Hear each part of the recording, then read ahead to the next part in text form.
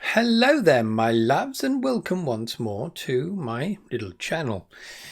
Now, you can blame the poll for this, but I did a poll the other day, and there were three options: a review of some James Blish novels, This Immortal by Roger Zelazny, or 20 minutes of me just rambling about a load of old bollocks.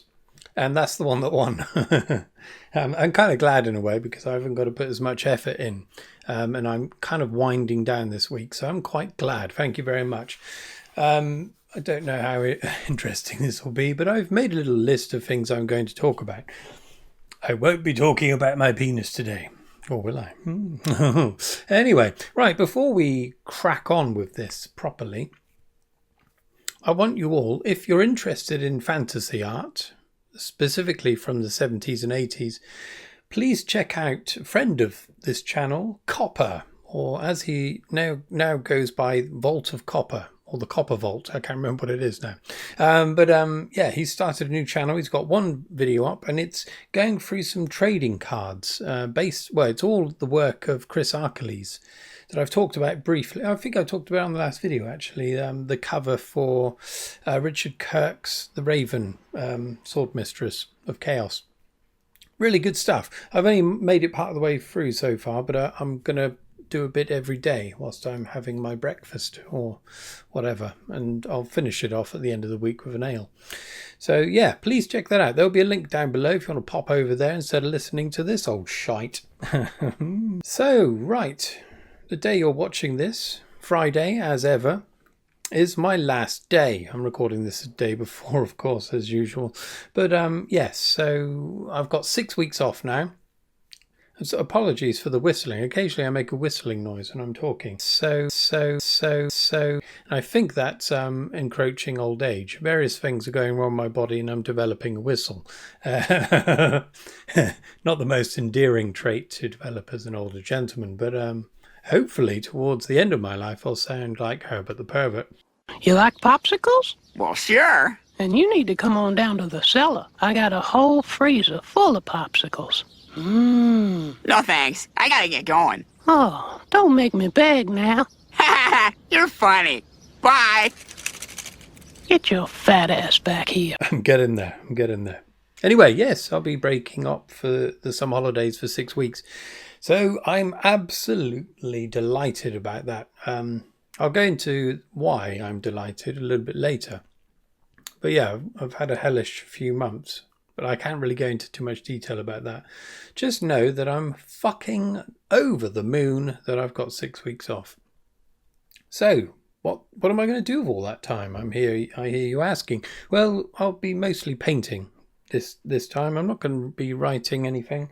Just painting, I think. Just losing myself to the world of paint. And oil paints, yes, all over myself, rubbing it all over, eating it a bit. Van Gogh used to eat paint occasionally, but obviously he wasn't very well. Anyway, sorry, I'm deviating slightly here. But anyway, what's coming in terms of this channel? Yeah, so I'll also be doing a fair bit of time, hopefully, making videos. So the first thing that I'm hoping to do is a live stream, the promised live stream to celebrate 888 subscribers that we reached last week or the week before. Now for that, it's going to be on a Saturday evening. I'll have a collection of ales and I'll steadily and definitely be getting pissed towards the end of it as usual. But it will be themed around Total Recall, the 80s version with Arnie. Was it 80s? I think it was. I can't remember. It might have been early 90s, 91. I don't know. But anyway, so we'll pretend that we're in that bar that he goes to and meets the free-breasted lady, amongst other things. And matey Hank from Breaking Bad is the facially deformed mutant in the bar as well. Anyway, so that's going to be coming. It'll either be tomorrow, as you're watching this, or the week after. I'm not sure yet. I like to spring these things on you. I know, which probably isn't good for garnering an audience for that. But yeah, if you want to just check it out, I'll sling a notification out when it's happening. Of course, there's also going to be book reviews going. I'm constantly reading. In fact, I'm currently reading one by Vincent King quite an obscure one called Candyman. Candyman. I had it on my one of my book haul videos back along, and I'm really enjoying it. It's very surreal and quite hard to get to grips with, but I'm absolutely loving it. So I'll be reviewing that after the Blish and the Zelazny. What else? There'll probably be a gaming day at some point. Hopefully my brothers can come over. That'd be nice, or whatever. Do a bit of gaming on here, maybe. Who knows? There's a book haul coming, a sizable one, and it's related to the work of Michael Moorcock. I've never read a single one of his books, but I'm collecting them feverishly. I've got loads of the buggers now. I haven't been showing you. I thought I'd turf them all out in one book haul. So I've got roughly half of his main work now, and I'm just trying to source the other half. So let me know if you want to see the half I've already got. I'll rush it through. If not, you'll have to wait a few more weeks and I'll turf out the whole fucking thing. Not going to sniff it all, by the way, either. In fact, since I've cut down on the book sniffing, my chest has been absolutely fine. I haven't had any chest infections. It's weird, isn't it? I wonder if there's a relationship between those two things. It can't be. Okay, what else? Well, there's going to be a couple of experimental videos coming up that I've had ideas for. One of them is a cookery episode where I show you how I make my version of a Cornish pasty. Now, I probably won't be making the Cornish one here because I live in Devon now, and if any of the locals get a sniff of a Cornish pasty going out the window, I'm in trouble. I mean, normally the Cornish folk stand out like a sore thumb anyway because we sometimes have webbed toes, extra fingers, incredibly small penises, things like that. There's this theory that the Cornish folk are inbred. I do not believe that for 1 second. Even so, I am a Cornishman and I have a second toe next to the large toe that is incredibly long. I may whip it out one day. In fact, ask me on a live stream and I'll whip it out. Might even get my toes out as well. Hey, apologies, I can't help myself. There's going to be another scratch card episode coming up because the beginning of the holiday means that I'm full of joy and full of the expectation that before long I'm going to be able to retire early. So we're going to try and use some magic again to win at some scratch cards. That will be probably next week. And I'm also going to do, I've got a lot of plans here. I probably won't get half of it done. The other one is going to be brewing with Jimmy. We're going to make some wine together. This is going to be a very basic wine. I'm thinking of making it from tea bags. So I'm going to make either a black tea wine or a green tea wine. Now, I used to brew a lot, especially country wines. So basically a country wine is anything really. You can make wine out of anything. It typically means things that you can forage. So blackberries, elderberries, nettles. I've made it from oak leaves. The young first oak leaves. If you boil them down, you can make a wine out of it. Tasted fucking awful. No, it wasn't too bad. But the thing I liked about it was that I'd never tasted that before. Have you ever tasted oak leaf wine? I wouldn't make it again, but it was interesting, and it did get you off your tits. One of the best ones I made was a pea pod wine, and it tasted incredible of peas, but again was very alcoholic. So this one is a kind of bargain basement version. So if you want to save money on overpriced alcohol, just come here. Just come to this channel. I'm going to show you a wine that will cost pennies. So just slinging a load of tea in it. Plus it'll have caffeine added to it because of the tea. So I'm thinking it's going to be quite a potent brew. Yeah, we'll do that together at some point. So we could do it all at the same time, perhaps. If we all get our brew on, and then like in a month or 2 months' time, once it's nicely settled and stopped fermenting, we can maybe do a live stream and we all get absolutely nailed together on our special homebrew tea. Of course, we may all die at the same time as well from botulism or some other bacterial infection. But to date, though, I've never had anything go wrong with a brew. I've never been ill from a brew. Other than, well, no, I wasn't ill, but I've had mishaps, shall we say. So I may not be the best teacher. One of the worst things that happened was that I had this nice bottle of elderflower. What was it, elderflower? No, it was elderberry. Might have been blackberry, I don't know. But it was a lovely colour.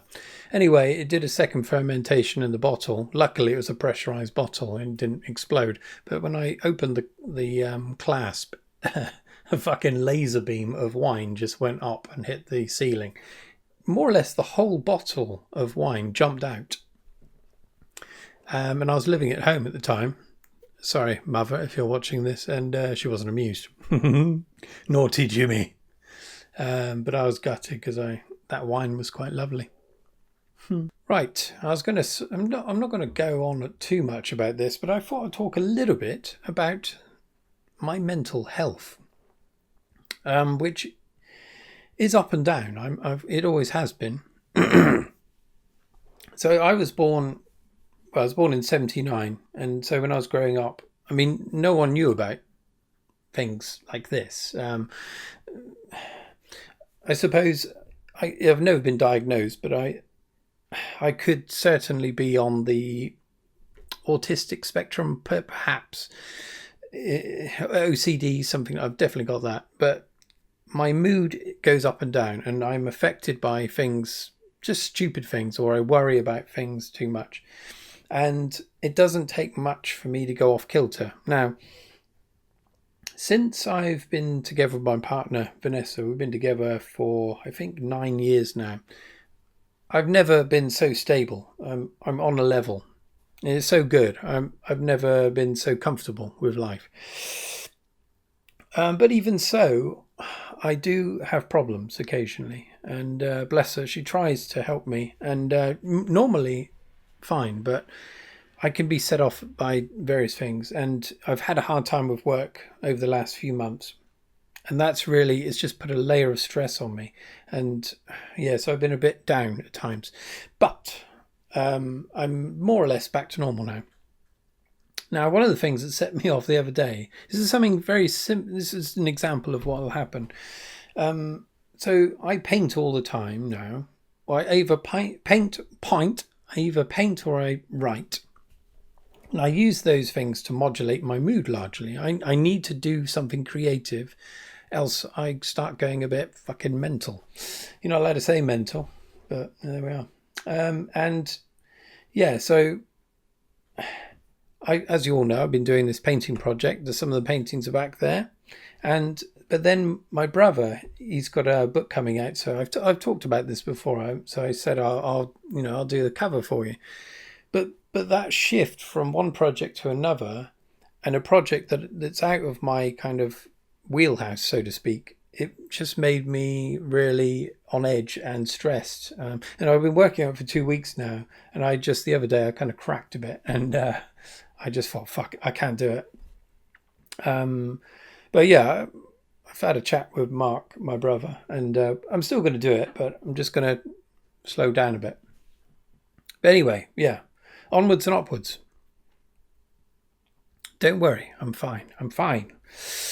Right, so, I'll tell you what, just because I've been talking about that, I'll just show you a couple of little paintings I've done for my brother, just as preliminary things. So these are two separate ones. So the first one is just a kind of an idea, really. So it's about storms. Storms feature a lot in this book. And so this is a young girl, and she's holding a stone that has magical properties, so there's a bit of light coming off it. And in the background, a kind of stylized idea of a storm, so to speak. I just quite like that as an image. And then I just did a bit more detail as a possible style for the background. Anyway, there we are. But yeah, I've done more work in the background, but we're going to have a chat and come up with the final image at some point. I've also done one other painting. So I did it yesterday. So this is based on an old one I've shown before, which I've called in the past Red Geiger, because it's just a blatant rip-off of H.R. Geiger, or Giger, however you pronounce it. Yeah, it looks very Geigery, doesn't it? But I did it as a doodle last year or the year before, I can't remember. And I thought it's always lacked something. So I had this idea that I would put a figure in the background looking through this opening as though it's a window. So there we are. That's what we've got. She's not very happy, bless her, but I don't think I'd be happy either. It's she's glancing into a hellish place, or perhaps she's trapped inside and she can't get out. Have you considered that? I didn't. Just thought of it then. Sorry, we got knockers in the background there. I put it there for a bit of decoration for the channel, but I don't know if it goes too well with the decor here. But anyway, there we are. I did that in one. I did it in about 2.5 hours. Just added her, and I also went over the whole thing again with a bit more shade, a bit more tonal variation. I might pop them up here and you can see the difference. I haven't done a hell of a lot to it.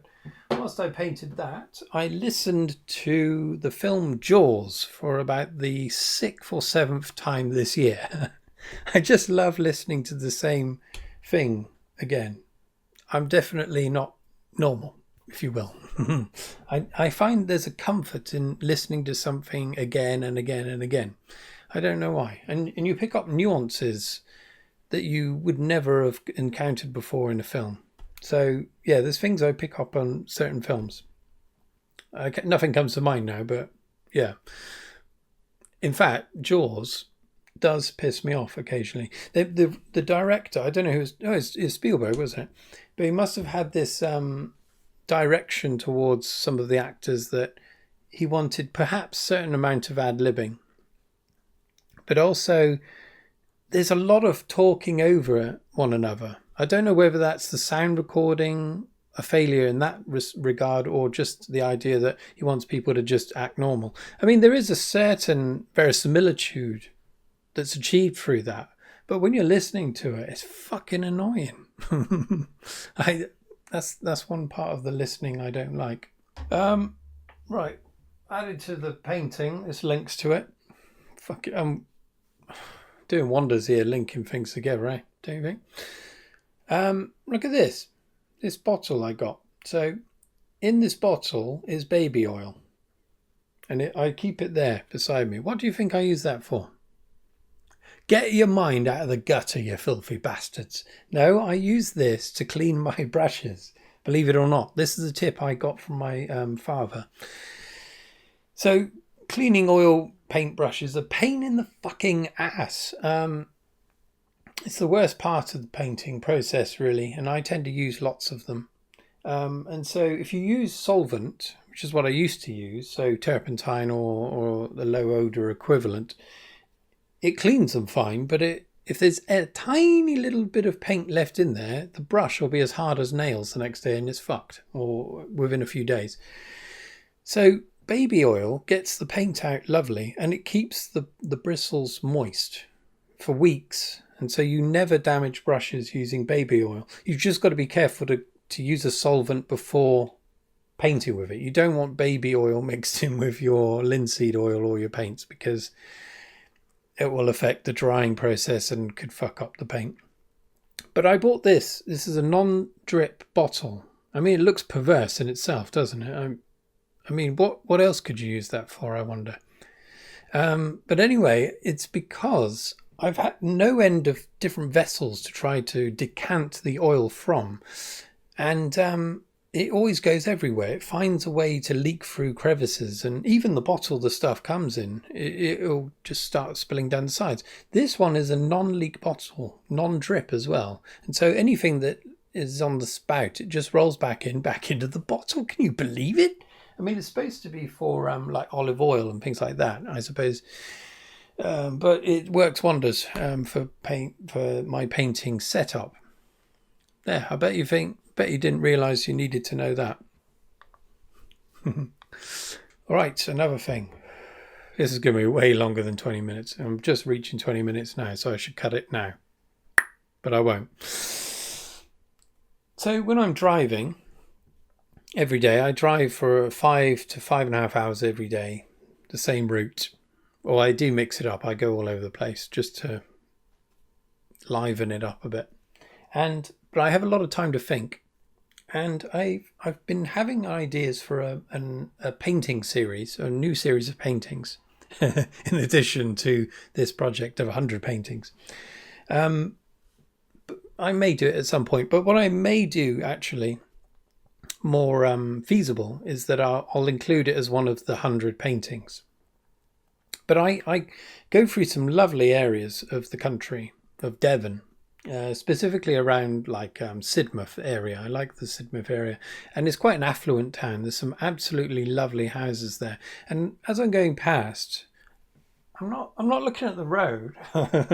I do, but I'm spying lovely houses and gardens. And then I got to thinking, wouldn't it be wonderful to have a painting where the owners of the house, whatever couple they might be, are shagging in the garden? But I just thought it'd be a wonderful juxtaposition of a really nice garden, or a suburban setting, for example, or this affluent kind of part of the town of Sidmouth, this nice manicured garden, and then a bit of copulation amongst the greenery. Now, I mean, I think it would be a nice combination, because obviously these things happen behind closed doors, but they don't necessarily happen in the garden. So it's bringing that side, the carnal, the animalistic side of human nature, and placing it within a natural setting, the garden, but again, a garden that's a garden is usually by its definition is a manicured environment, an environment that's been tamed, while nature has been tamed. So I thought that would be quite interesting. So that may feature as one of the paintings in the 100 painting series that will be part of this book. I have no idea how I'd weave that into the story, but that's part of the challenge, dear chaps and girls. I asked back along if there's any women that watch this, because if I were to believe my analytics, it tells me 100% of the people that watch are men. Yes, men. Thank you. We need to stick together. But yes, there are a few girls out there. Thank you very much for watching. I know a couple of my sisters watch occasionally, so I thought those numbers must be skewed in some way. So I'm glad I'm appealing to a relatively wider audience than I imagined. But bless you for watching me. What else? Right, I'll just talk about one last thing. I just had this idea. I've been thinking about this for ages. This is something I've thought about for years, and I just crystallized it in my mind earlier when I was taking a shit. Oh no. It crystallized in my mind as something we could talk about, or I'll talk about, and then you can offer your own opinions on this matter. But do you ever go to a certain place, usually a new place? I almost whistled again then. A new place, and you get a feeling, a kind of a gestalt. Is that the word, gestalt? A feeling about the place. Not necessarily due to what you're seeing, but the feeling. But it's undoubtedly informed by what you're seeing, I'm sure. But you get a good feeling, a neutral feeling, or a bad feeling. Do you ever get that? Now, there's different ways of looking into this. I'm a bit ambivalent about why this is. I mean, there could be something spiritual going on. This could be something supernatural, perhaps. We're picking up on something. For example, if you visit a battlefield, an old battlefield, it tends to have a forbidding feeling about it. But is that because we have foreknowledge that it's a battle site? Who knows? It's the same about having a nice feeling about somewhere. So it might have been earlier when I was driving again. Again, I was looking at some of these gardens, thinking about the owners shagging in the garden, and I got a nice feel about this particular road. I mean, it looked quite pleasant, but it's more than that. It's more than just pleasant. There was a nice feel there. I wanted to be there. I wanted to walk up and down, break into someone's house there. But there was something there. There was some nice feeling.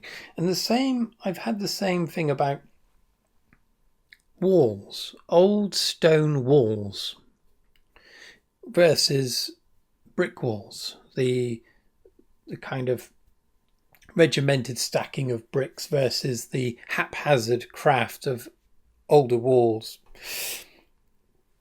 Now, are you a rock or a brick wall fan? Now, I will always go for the old stone walls. Not only do they look wonderful, there's more craft that's gone into it, but you normally get little crevices where plants grow out of them and moss clings to lichen and things like that.